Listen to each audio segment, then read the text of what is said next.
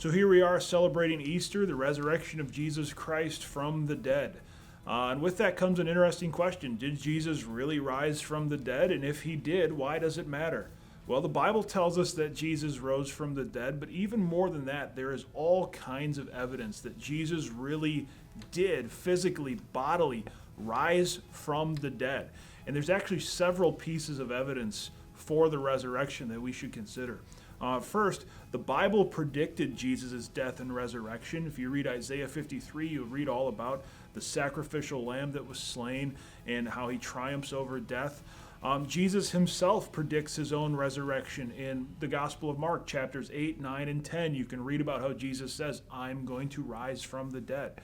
But more than that, we also have 4 historical accounts in the Bible of a resurrection. Each of the Gospels tells us historically that Jesus rose from the dead. If we don't want to believe that, we have to have a reason why we're going to deny those historical accounts. Also, the Bible tells us not only did the Gospels report on it, but hundreds of other people actually saw Jesus, the resurrected Christ. They saw him after he rose from the dead. In Luke chapter 24, you can read about that. John 20 to 21, Matthew 28, 1 Corinthians 15,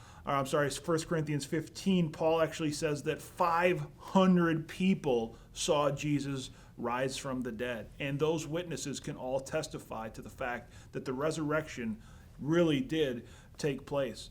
Another piece of evidence is the transformation that we see in Jesus' disciples. They went from really being kind of cowards. If you remember when Jesus was crucified, they all ran away in fear for their lives. They wouldn't preach or be ministers because of the threat that there was to them for following him.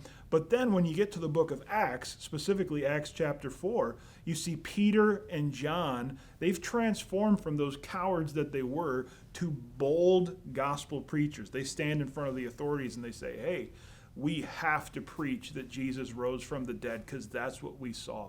So how does that transformation from being a coward to being a bold gospel preacher happen unless something remarkable like the resurrection actually took place? Also, this may seem kind of insignificant to us, but Jesus' own family members believed that he was God. Now think about that for a minute with just yourself. What if you went and told your family, hey family, I'm God? They're not going to believe you. They wouldn't believe you at all. They'd think you were crazy.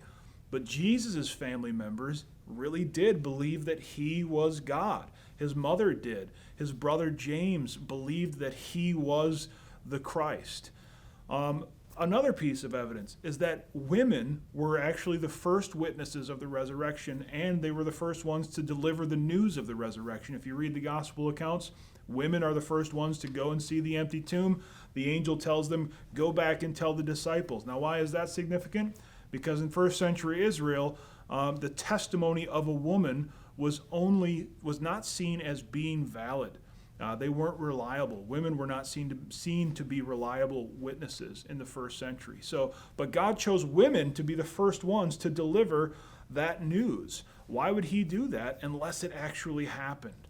And then also one final piece of evidence is that the primary day of worship in the church changed from Saturday to Sunday, the day of Jesus' resurrection. Now you've got thousands of cultural tradition of always worshiping on Saturdays. Something pretty significant would have to happen in order to change that day of worship from Saturday to Sunday. What is that significant thing? The resurrection. Christians went from worshiping Saturdays to worshiping on Sundays, the day that Jesus rose from the dead. So did Jesus rise from the dead? He absolutely did. In fact, it's probably the most verifiable miracle of the entire Bible. Why does it matter? It matters because God rose from the dead. He defeated sin. He defeated the effects of sin, which is death.